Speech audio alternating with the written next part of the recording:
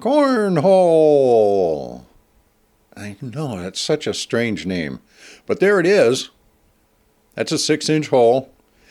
I don't have much trouble cutting holes. A lot of people apparently do. I watched a lot of YouTube videos while I was laid up with my busted knee. But, on how to make these things. There's a bunch of 2x4s. And, of course, I like to trim these guys down to size because that's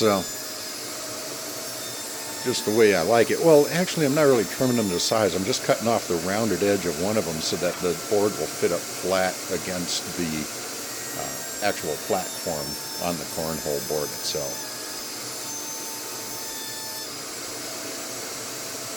So there's really only two materials that go into play here. One is plywood, the other's 2x4s.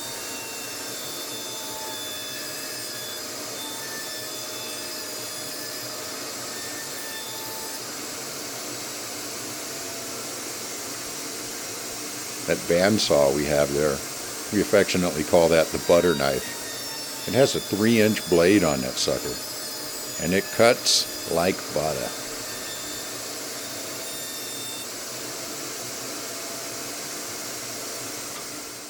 So after you get your pieces cut to size, then you just lay it out and glue it all together. How hard can that be? And not hard at all. Just remember to pre-drill because things will split out on you, and make sure you use big long screws. Those are 3-inch screws there.